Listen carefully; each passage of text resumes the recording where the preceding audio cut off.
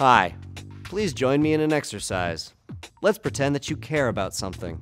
Now, I don't mean you care, as in you saw people arguing online and you fell in with the right team so that you could be conspicuously righteous in front of everyone. I mean you really care. You're passionate and wholly devoted to, let's say, dog circumcision. That's your cause. After reading through the piles of research, you've concluded that dogs are much happier, healthier, and they just live longer after dog circumcision. Naturally, there are going to be people out there who disagree with you. Me being one of them, probably, but that's not the point. You are willing to engage in a thoughtful argument with anyone who disagrees with you about the many benefits of the simple procedure, because if you can just change a few minds, you will have succeeded. And yet, you find that as you argue with people who strongly oppose your position, that they're relying on outdated facts, that they clearly haven't done any research, or their arguments just hinge on lies. And even worse, the people on your own side of the issue keep jumping in to defend you, saying that yes, dog circumcision makes dogs healthier, but also, it makes them more handsome.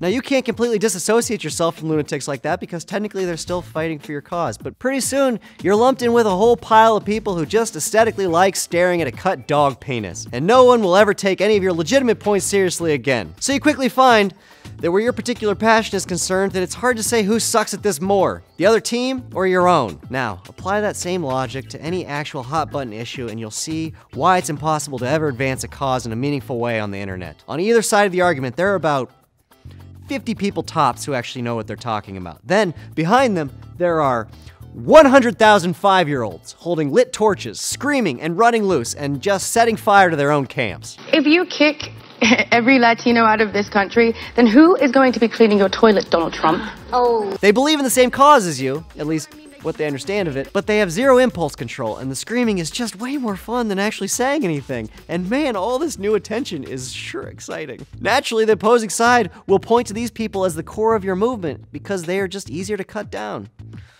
Also like a 5-year-old. Here's a great example. These kids were pulled over and seemed to be at least dimly aware of the very real and rampant problem of police brutality in the U.S. Are you a sergeant? Until my mother is here, no one is touching me, understood? These are the same police. What they don't seem to grasp is the difference between inalienable rights and embarrassing self-entitlement. Stop! Stop it now! Stop it! I'm calling my mother! Stop it! I'm 17 years old! Stop it! I'm 17 years old! I'm 17 years old! Keep in mind, they think they're the good guys all the way through this video.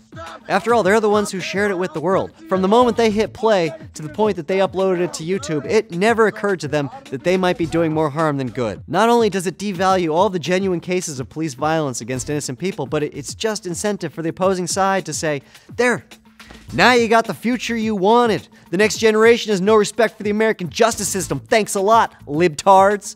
All because you wouldn't let us beat up black people like we wanted to.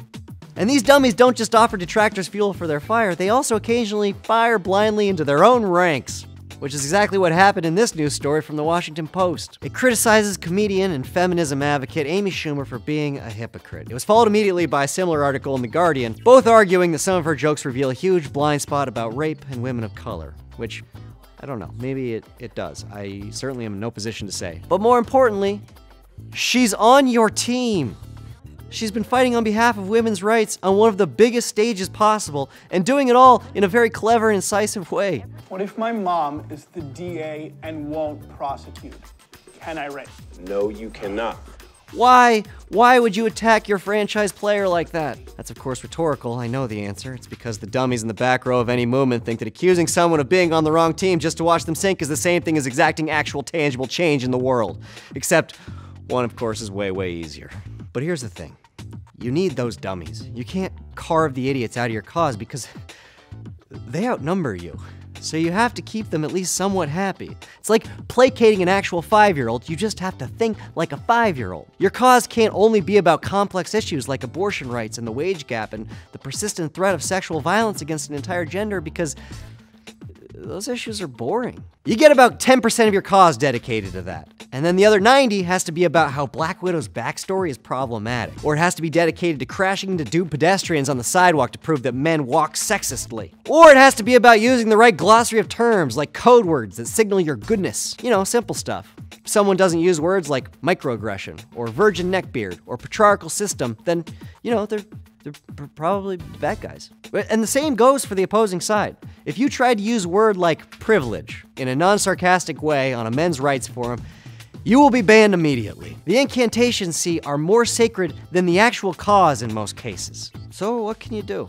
Well, when you align yourself with one of the sides on a decisive issue, whatever it may be, just try to make an effort not to burn down your own camp. Look, nobody is good at this stuff immediately. You have to kind of learn along the way how to participate in a useful and constructive way in a debate. So just try not to be as loud as the people who actually know what they're talking about. And before you add your 2 cents on chemtrails in your environmental blog, or you want to argue about the importance of net neutrality for you and your buddies in the deep web, really think about the point you're making and if it's actually helpful. Because if it's not, you're forcing us all backwards. Nothing will ever get done, and we might as well all be arguing about dog dicks.